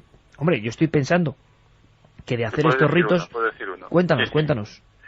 Bien, a todos los que se acerquen al cementerio de Barcelona, el Poblenou, ahí hay un muerto muy, muy, muy célebre, y no es célebre ahora, sino desde hace 100 años, es la figura del llamado El Santito, que es un chico de 19 años que trabajaba en los almacenes del siglo, que fueron estos grandes almacenes que era el equivalente a Harrods en aquel momento en Barcelona, cerca de las Ramblas, que sufrió un incendio que lo devastó, que aún no se ha descubierto exactamente las causas, es todo un enigma. Y este chico de 19 años, que lo llamaban El Santito, porque era muy buena persona y hacía favores a todo el mundo, tenía el don de la precognición y adivinaba muchas cosas de sus compañeros de trabajo. Incluso pronosticó el día de su propia muerte, el día exacto. Entonces, cuando él murió, lo enterraron en el cementerio del Poblenou, y tiene tantísimos seguidores aún hoy en día que si alguien se acerca lo puede comprobar por sí mismo. Han tenido que apartar todo lo que había en los nichos alrededor, porque en 20-30 metros a la redonda todos son estatuillas, papeles, peticiones, velas, incluso los mismos árboles que hay alrededor del Santito están llenas de notas colgando con cosas que le pedían, porque desde su muerte, ya incluso desde su vida, muchas personas están convencidas de que concedía deseos y que procuraba consejo, que es esto que estamos hablando, ¿no? Que los muertos te aconsejan a los vivos cómo hay que vivir. Muertos consejeros o mensajes del más allá consejeros, que es una tradición española antiquísima que parece que va adoptando diferentes formas, trajes, pero este Santito o Santet, como le hemos oído en alguna ocasión denominar allí en Barcelona, o sea que hay gente que crees que llega a hacer los ritos de pregunta y de ensoñación también. Sí, en el caso del Santito o el Santet, como bien has dicho, hay todo un ritual que puedes escribir una nota con un deseo, puedes poner una pregunta, y luego hay que pasar, creo, a la derecha del nicho donde él está, donde hay una pequeña fotografía. Y luego en otras partes del mundo pues hay otros santos, hay otros muertos que tienen otras tradiciones. También pensemos en el cementerio de Père-Lachaise en París. También ahí hay difuntos muy visitados y que han provocado muchos problemas para el propio cementerio. La tumba de Jim Morrison, por ejemplo, la lápida fue arrancada tantas veces por los fanáticos que al final la familia puso una lápida anónima con un mensaje en griego que nadie podía entender, y aún hoy hay un policía solo para esa tumba porque habían tumultos y existe aún todo eso. O sea que los muertos de alguna manera siguen viviendo, o su mensaje sigue viviendo, como cuando vamos a Nueva York y visitamos el Strawberry Fields de Central Park. Pues mucha gente está ahí y conecta con el espíritu de John Lennon y con lo que era su ideología. Por lo tanto, de alguna manera siguen presentes, y eso es una buena noticia. Vamos con unas cuantas preguntas. Yo no sé qué cuestiones tienen los espectadores oyentes, y qué opinión libre tienen. Pues vamos a repetir las vías de contacto: 27640, palabra clave milenio, espacio vuestros mensajes, milenio3 con número @ cadenaser.com, o ya sabéis, la web www.cadenaser.com para dejar los mensajes pues al segundo casi. La gente está bastante cabreada con lo que hacen estos chicos, a lo mejor porque es nuevo o porque no se entiende. Nos dicen, se pide permiso a la familia del difunto, nos parece una falta de respeto ocupar el lecho de descanso eterno de un difunto. Lo preguntaba Iñaki desde Vitoria. A Albert le preguntan también si ha visto alguna vez fuegos fatuos, lo preguntaba Alexia. Albert, fenómenos que son más o menos habituales, y bueno, la opinión es libre desde luego, y cada uno puede interpretar los hechos con la misma libertad que los estamos contando y están contando nuestros protagonistas. ¿Has sido consciente alguna vez, Albert, de fenómenos que sí que, sin ser tan extraños, o quizá tan extraños, como las apariciones, como bien dice Carmen, o más, como los fuegos fatuos, te preguntaban si, al ser habitual, entre comillas, de estos lugares. ¿Los has visto en alguna ocasión? Bueno, en alguna ocasión, en varias, de hecho. O sea que el fuego fatuo... Oye, cuéntanos cómo es. Generalmente en lugares donde la gente está enterrada en el suelo. ¿Y cómo son? ¿Qué descripción? ¿Tú cómo te las has encontrado? Es como una especie de fogonazo. Una especie de resplandor, ¿no? Dani desde Orcasitas dice: yo pienso sobre este tema que mientras se respete a los muertos y a su lugar de reposo no me parece para nada mal. Lo que no podemos hacer es olvidarnos de la muerte y de nuestros muertos. Miquel desde Huelva dice: me recordáis al arropiero, que era el asesino que, si no recuerdo mal, entraba en los cementerios y dormía en los nichos. Oye, pero también vaya comparación, ¿no? O sea, es que es lo que faltaba. No, le recordaba porque es que es cierto que se encontraba mejor entre los muertos que entre los vivos. Estaba acostumbrado porque vivía cerca. Bueno, primero el oyente está equivocado porque no era el arropiero, era el escalero. Claro, por eso te digo, pero escalero es que estaba acostumbradísimo. Pero también hay comparativas que... Escalero es que vivía en el cementerio directamente. Pero dormía en los nichos. Eso es verdad. Es que a eso se refería. Pero esa tiene tela, o sea, claro, madre mía. aunque no había ningún sentido de ensoñación ni de ningún tipo, sino de todo lo contrario, más bien, ¿no? Y es que, pero esto también refleja una cosa, que es que la gente tiene tanto temor todavía al tema del cementerio, que cualquiera que ande en un cementerio de noche lo asimila de inmediato, y lo estamos comprobando, a lo raro, a lo maligno, a lo extraño, porque tenemos dentro de nosotros como pueblo esa cultura de que nadie puede andar rondando cerca de los cementerios y menos de noche. Y entonces hay como una especie... esto como que mientras a los jóvenes, o a algunos jóvenes, les impregnan ese sentido más romántico, a otra gente es que no lo soportan, y lo estamos viendo. Mira, Davinia nos dice que qué bonito aprender de los muertos. Las tribus de ámbito gótico de hoy en día no tienen nada que ver con las de hace unos años. Ahora lo hacen sin respeto y sin sabiduría y por la moda. El esoterismo no es bonito, es una práctica satánica. Los muertos han de descansar en paz y dejarles en paz, nos dice Hakim. Siniestro desde hace 20 años y los de ahora ni respetan ni se dejan educar. Estamos viendo, o sea, que hay gente que se considera como miembro importante o con cierto caché y que desprecia los nuevos corrientes. O por lo menos que tienen más años que las nuevas generaciones. El ambiente tiene lo suyo. Y efectivamente, de entrada es un ambiente cerrado. Es decir, hay que, no te voy a decir que pasar ritos de iniciación porque no es así en absoluto, pero de alguna forma sí que tienes que demostrar un cierto compromiso con la estética. No se trata simplemente de... Esto debe pasar entre veteranos y jóvenes, y en casi todas las corrientes, ¿no? Sí. O sea, estos jóvenes advenedizos piensan los más veteranos, eso porque no están en la palestra, ¿no? Pero vamos, que efectivamente pues los más veteranos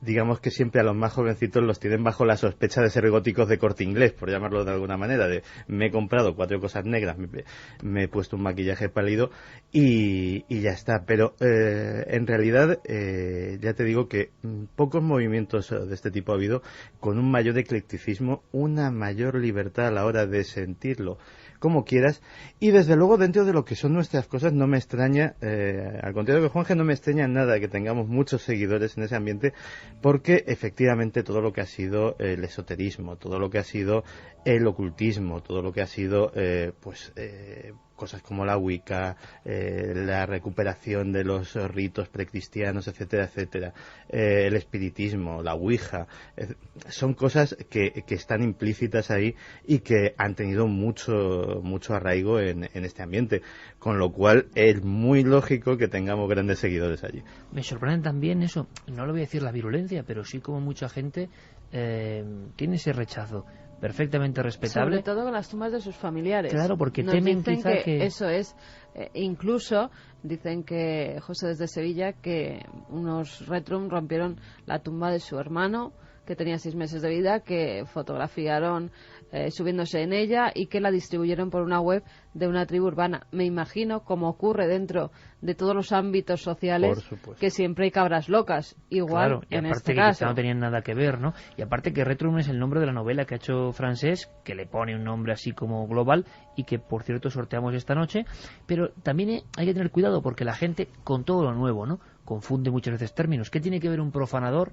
A mí, os voy a ser sincero, la idea de es que lo hacían los románticos españoles. Me parece bueno pues recuperar una tradición sin hacer ningún daño. Lo que contaba ¿sabes? este chico más o menos es que era pues personas por lo menos vestidas de góticos que se habían hecho fotos en la tumba destrozada de su hermano. Claro, pero eso es puro no vandalismo, pueden decir si lo han destrozado ellos o estaba ya destrozado anteriormente. Tampoco... Se han ido algunas baterías al garete repentinamente en el cementerio. Permíteme, Santi, un momento, porque hemos tenido algún, y es normal y las condiciones no deben ser las mejores, pero están ahí y a estas horas. Francesc, ¿me escuchas? Sí. Francesc, Yo aún tengo batería. Aún tienes batería. Vamos a ver, Francesc, sorprendente también que así como hay muchos mensajes que apoyan, ¿no? o que saben de esta historia que, como decimos, es yo creo que una idea romántica, hay mucha gente que suele ser muy respetuosa, lo digo, siempre en nuestro programa. Pues hay gente como que le tocas un resorte interno que también no deja de ser clarificador. Tumbas, cementerios y familiares. Y tocas como algo sagrado, ¿no? Y hay un rechazo. Es tabú. ¿Qué opinas? Tabú, esa sería la palabra, sí. Exacto, es tabú, pero hay que pensar que ningún pálido, ningún retrum va a ir a dormir a la tumba de ninguno de estas personas, porque ha de haber un motivo por el que alguien quiere pasar la noche con un muerto. Puede ser porque es un familiar tuyo, de la propia persona que tiene esa ensoñación, porque es un amigo, o bien porque es un personaje público, como puede ser un gran artista, un gran escritor, un gran pensador, que se convierte prácticamente en patrimonio de la humanidad y que pasas una noche haciéndole compañía y recordando cosas que ha dicho y que ha hecho. Y hay un motivo personal e íntimo. No vas a pasar la noche a hermanarte con alguien anónimo que no sabes nada de su vida. O sea, pero es como si va alguien ante un monumento, ¿no? Exacto, o sea, como un monumento, o la emoción que sentimos al ver ciertas obras de arte que han sido hechas hace muchos cientos de años, pues también la vida de una persona, de ciertas personas, es una obra de arte. Claro, quizá ahí, Santi, Carmen, esté la diferencia entre alguien anónimo de una familia normal y corriente que dices, bueno, ¿quién soy yo para que duerman a mi lado? Y alguien, no sé, Goya, Velázquez, Leonardo da Vinci o Einstein, que yo creo que son elementos como diferenciadores, ¿no? E iconos universales. Tampoco se les puede preguntar si les gusta o no, ¿sabes? No, pero son personas que por su obra y porque se proyectaron hacia el exterior, como pensemos en Leonardo da Vinci, vivieron más para los demás que para ellos mismos, y por lo tanto son un poco propiedad de todos y son como abuelos de todos nosotros, todos, porque somos lo que somos gracias a lo que ellos hicieron, crearon, descubrieron, iluminaron.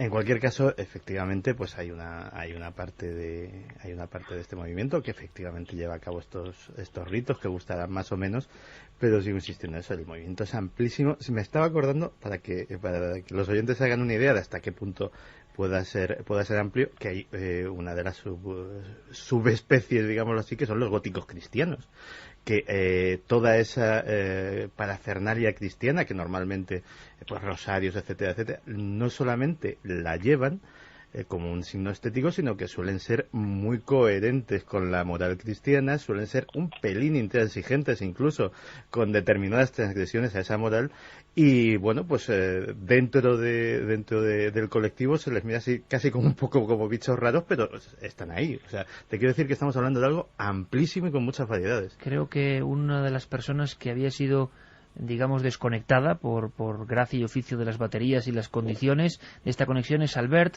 y quería preguntarle a Albert si además de estos ritos, digamos, de ensoñación o de dormir junto a una tumba o dejar una pregunta, se utilizan otras cosas, se están utilizando otras cosas, que también nos pregunta la gente por eso, más clásicas tipo Ouija o tipo espiritismo convencional pero hecho en cementerios, que se ha hecho toda la vida. Pero si ahora también en este movimiento del que él forma parte, ¿se está recuperando esto o no? ¿No lo contempláis? Bueno, en este caso el rito no lo contempla. La idea es otra. Es una cuestión más de ese contacto cuando duermes, ¿no? No es un contacto tan directo. ¿Y ese sueño, Albert, siempre suele ser plácido o uno puede encontrarse con experiencias digamos que se tuercen, o conocéis gente que al hacer ese sueño no ha salido como él pensaba? Bueno, es un sueño. La verdad es que es bastante normal. Duermes, sueñas, a veces tienes pesadillas, tienes sueños plácidos, o incluso llegas a no soñar. Qué curioso. La lucidez al ver de esos sueños, sean positivos o sean el aspecto que tú has nombrado, la pesadilla, es especial, se diferencia de un sueño convencional que uno tiene en su dormitorio. ¿Es diferente soñar o el concepto que uno tiene de haber soñado cuando ha estado encima de una tumba en un cementerio? Es muy diferente, es muy diferente. Es más como el hecho de dormir acompañado, de dormir abrazado, por ejemplo. Qué curiosa definición. Es especialmente mi sensación, pero yo comentando con la gente es básicamente lo que más sienten la compañía.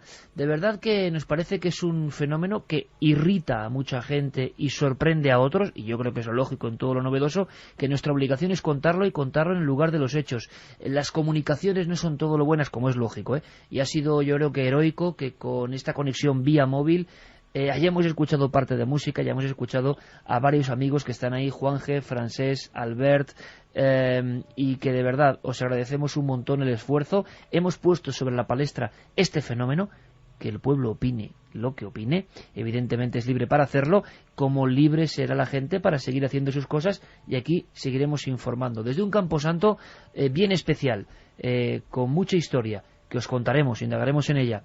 Gracias a todos, amigos, un abrazo muy fuerte. Gracias.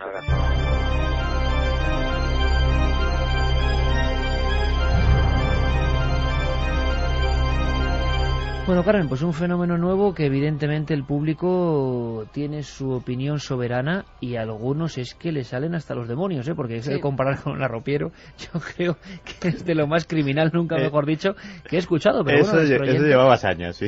Madre mía. Hombre, más cosas. Es que tú imagínate, ¿te acuerdas cuando visitamos el cementerio de la Almudena?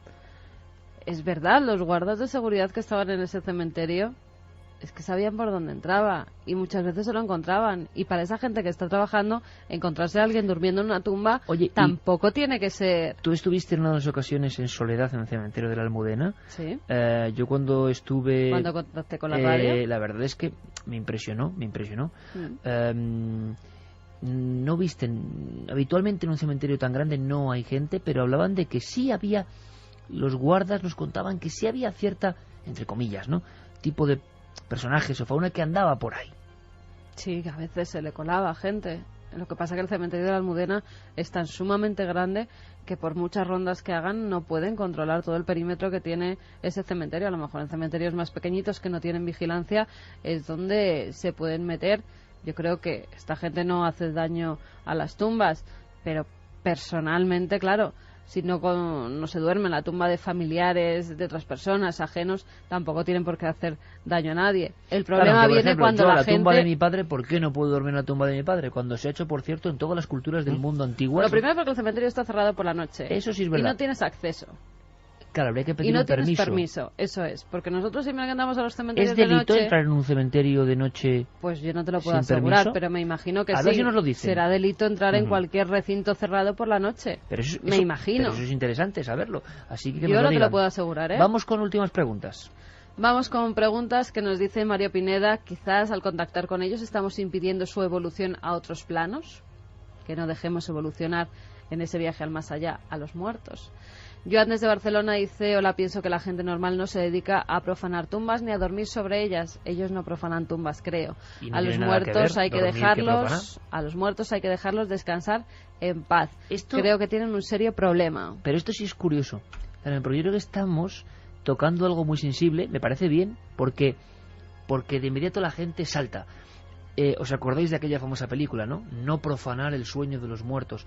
Así como todas las culturas que en el mundo han sido, esto es muy interesante, sobre todo precristianas, el muerto era parte de tu vida. O sea, los incas dormían con sus muertos, y casi todas las culturas del Neolítico, los griegos hacían ensoñaciones con los muertos, y es la órbita cristiana, sin quitar ni poner, la que le da al camposanto primero lugar apartado y empieza a quitar la muerte de nuestro entorno y cualquier cosa. El ejemplo es el pueblo judío. La muerte es algo impuro, o sea, llega a ser algo absolutamente terrible. Bueno, pues todas esas gotas de sangre yo creo que siguen por nuestras venas, evidentemente, y hay como un estupor a una cosa que quizá debería ser más natural, es lo que yo pienso. Hombre, parten de un punto de vista, que es que la gente, después de que entierra a sus muertos, ya no los visita y entonces tienen que tocar para ellos. Yo creo que hay mucha gente que visita a sus muertos. Yo la Almudena que vi estaba absolutamente abandonada, pero Una bueno, zona, la inmensa mayoría de lo que yo vi. No, la zona que precisamente tenía las tumbas del siglo XIX y principios del siglo XX. Pero hay otras tumbas a las que casi diariamente los familiares acuden, con lo cual a lo mejor no les gusta que les toquen el violín al lado. ¿O sí? Ya, pero imagino que no lo hacen con un familiar anónimo, digo yo, cualquiera. No, pero en un cementerio. La idea es un personaje popular, ¿no? Es lo que he entendido. Nos dicen también, buenas noches milenarios, me habéis hecho recordar una frase de Tennessee Williams en la que uno de sus personajes soñadores decía: en New Orleans se entierran a los muertos encima de la tierra, debajo está el mar. Pasear por los cementerios es una estupenda experiencia para pensar. Además, en los cementerios no corres peligro. Es una pena que también haya en el gótico actual una fortísima corriente nihilista. Bueno, por cierto, en en camposantos españoles ha habido unos cuantos crímenes, ¿eh? Pero en fin, luego os contamos más cosas. Después de las noticias, muchas más historias aquí en Milenio 3.